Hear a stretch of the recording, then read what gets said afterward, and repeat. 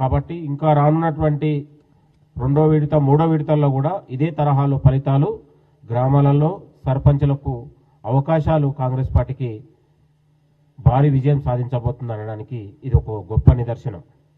కాబట్టి తెలంగాణలో ఇవాళ ప్రజా పథకాలకు కాంగ్రెస్ ప్రభుత్వం చేపట్టినటువంటి సంక్షేమ పథకాలకు ప్రజలు గ్రామాలలో పెద్ద ఎత్తున లబ్ధిదారులకు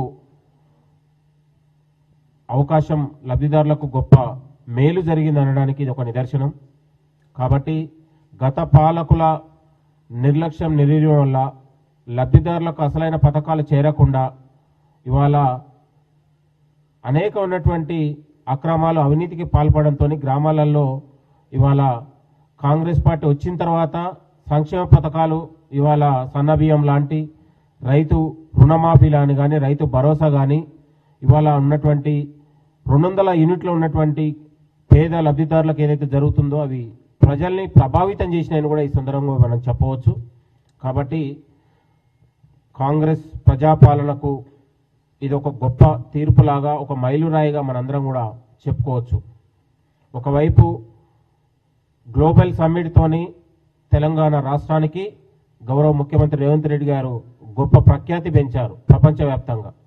కాబట్టి తెలంగాణ రాష్ట్రం గతంలో 10 ఏళ్లలో గత పాలకులు ఉన్నటువంటి దివాలా తీస్తే ఇవాళ రైజింగ్ తెలంగాణతో ఇవాళ తెలంగాణ గ్లోబల్ సమ్మిట్తో ప్రపంచానికి తెలంగాణ రాష్ట్రం పరిచయం అయింది. ప్రపంచాంతో పాటు ఇవాళ పరుగులు పెట్టే విధంగా తెలంగాణ రాష్ట్రం ఇవాళ ఒక ప్రఖ్యాతిగా ఒక మంచి ఆదరణతో ఇవాళ వచ్చింది. కాబట్టి ఇది ఒక తెలంగాణ రాష్ట్ర అభివృద్ధికి ఒక నమూనాగా ఒక రైజింగ్ తెలంగాణగా ఈరోజు ఒక ఆదరణ పెరిగిందనడానికి మనందరం చెప్పవచ్చు. ఇంకో రకంగా మనం చూస్తే గౌరవ ముఖ్యమంత్రి రేవంత్ రెడ్డి గారు ఉస్మానియా యూనివర్సిటీకి 100 ఏళ్ల ఓయూకు యూనివర్సిటీకి రావడంతో ఓయూకు ఒక ప్రతిష్ట పెరిగింది. ఇవాళ 1000 కోట్లు ఉస్మానియాకి ఇవ్వడం అంటే ఉస్మానియా యూనివర్సిటీ ఉన్నంత కాలం ముఖ్యమంత్రి గారి పేరు ఉంటుందనే దానికి సజీవంగా పేరు ఉంటుందనడానికి నిదర్శనం. 75 ఏళ్ల స్వాతంత్ర భారతదేశంలో ఉమ్మడి రాష్ట్రంలో ఏ ముఖ్యమంత్రి కూడా చేయలేని పనిని మన ముఖ్యమంత్రి రేవంత్ రెడ్డి గారు చేశారు. అది తెలంగాణలో అన్ని యూనివర్సిటీలతో పాటు ఇవాళ ఉస్మానియా యూనివర్సిటీకి గొప్ప పేరు ప్రతిష్టను ఇవాళ పెంచారు ఆయన పర్యటనతో అనే విషయాన్ని ఈ సందర్భంగా చెప్తాం. 1000 కోట్లు ఇచ్చిన దానిపైన చర్చ లేకుండా అక్కడ ఉన్నటువంటి ప్రొఫెసర్ల పైన చర్చను చేసి 1000 కోట్లని డైవర్ట్ చేయడం అనేది కూడా సరైంది కాదని అంటున్నాను. బీఆర్ఎస్ నాయకులకు ఒక సిగ్గు ఉండాలి. కనీసం 10 ఏళ్లలో ఒక మంత్రినన్న ఆర్ట్స్ కళాశాల దగ్గర తీసుకుపోయినరా, ఒక ఎమ్మెల్యేనన్న ఆర్ట్స్ కళాశాల తీసుకుపోయినరా. కాబట్టి ఒక ముఖ్యమంత్రి 2 సార్లు 3 నెలల్లో 2 సార్లు ముఖ్యమంత్రి గారు వెళ్ళి 1000 కోట్ల అభివృద్ధి నమూనాకు ఇవాళ అక్కడ ఉన్నటువంటి నమూనా చేయడం, అక్కడ డిపిఆర్ సిద్ధం చేయడం అంటే అక్కడ యూనివర్సిటీ పురోగతికి అభివృద్ధికి ముఖ్యమంత్రి గారు ఒక పునాది వేసిండడానికి ఇది ఒక నిదర్శనంగా మనం చెప్పవచ్చు. కాబట్టి ముఖ్యమంత్రి గారి ఈ యూనివర్సిటీ పర్యటన పైన బీఆర్ఎస్ నాయకులు మాట్లాడడం అనేది చాలా సిగ్గుచేటు. దీన్ని అందరూ కూడా స్వాగతించాలి. తెలంగాణ సమాజంలో ఇవాళ బీఆర్ఎస్ హయాంలో యూనివర్సిటీలలో మొత్తం కూడా కుంటబడి అభివృద్ధి లేక బోసిపోయిన యూనివర్సిటీలకు ముఖ్యమంత్రి గారు వచ్చిన తర్వాత వాటికి ఒక గౌరవం పెరిగింది, నిధులు వచ్చినాయి, భవిష్యత్తులో నియామకాలు కూడా రాబోతా ఉన్నాయి. కాబట్టి ఇది తెలంగాణ అభివృద్ధికి ఒక గొప్ప నిదర్శనంలాగా చూడాలి తప్ప దీన్ని కూడా రాజకీయ కోణంలో చూడడం అనేది బీఆర్ఎస్ నాయకులు సరైంది కాదని మేము కోరుతా ఉన్నాం. ఇంకో రకంగా మనం చూస్తే ఇవాళ గౌరవ ముఖ్యమంత్రి రేవంత్ రెడ్డి గారు 2 ఏళ్ల ప్రజాపాలనలో ఒక రోబోలాగా ఒక యంత్రంలాగా 24 గంటలు ఇవాళ ప్రజల కోసం పనిచేస్తూ ఉన్నారు. కాబట్టి గతంలో 10 ఏళ్లలో ఎన్నడూ జరగని అభివృద్ధి ఇవాళ 2 ఏళ్లలోనే అభివృద్ధి మార్కు తెలంగాణలో ఇవాళ అన్ని ప్రాంతాలలో మనం కనిపించింది.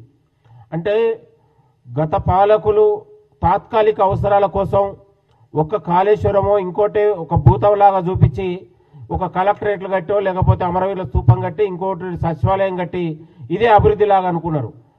కాకుండా ఇవాళ ముఖ్యమంత్రి రేవంత్ రెడ్డి గారు వచ్చిన తర్వాత 2 ఏళ్లలో ఇవాళ 2047 విజన్ పేరుతోని భవిష్యత్తు తరాలకు విద్య, ఉపాధి, ఉద్యోగ అవకాశాలు, పెట్టుబడి దిశగా ఇవాళ భవిష్యత్ తరాలకు తెలంగాణ రాష్ట్రం అనేది ఒక ఆదాయ వనరులతో పాటు కొలువులు ఇచ్చే విధంగా ఉపాధి ఉద్యోగావకాశాలు పెంచే విధంగా ఒక డిజైనింగ్ చేయడం ద్వారా ఒక 4th సిటీ కట్టడం ద్వారా తెలంగాణ రాష్ట్రానికి గౌరవం పెరిగింది.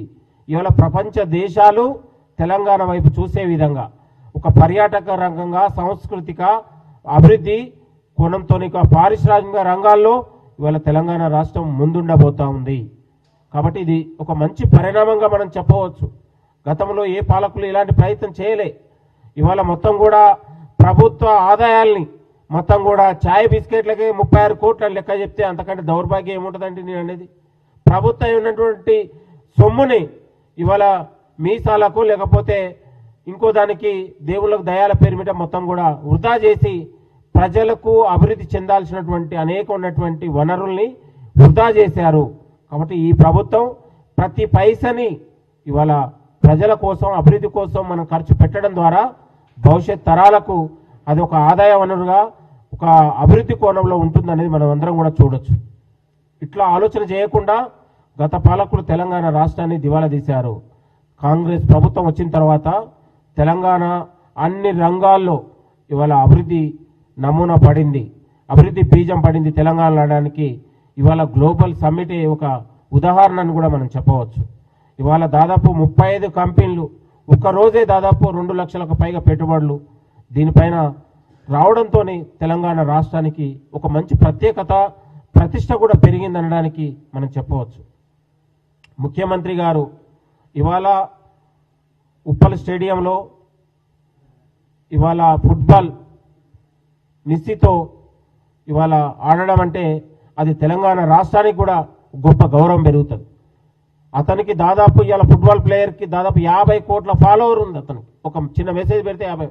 ప్రపంచంలో అత్యంత ప్రఖ్యాతిగాంచినటువంటి మెస్సీతో ఇవాళ ముఖ్యమంత్రి గారు ఫుట్బాల్ వాడడం అంటే అది తెలంగాణ రాష్ట్రానికి గొప్ప పేరు ప్రతిష్ట అని కూడా ఈ సందర్భంగా మనం చెప్పవచ్చు. కాబట్టి అలాంటి గేమ్కు ఈరోజు రాహుల్ గాంధీ లాంటి ఒక నాయకుడు జాతీయ నాయకులు రావడం అంటే కూడా అదొక గొప్ప స్ఫూర్తిదాయకంగా మనందరం కూడా చూడొచ్చు. కాబట్టి రేవంత్ రెడ్డి గారి పాలనతోని 2 ఏళ్ల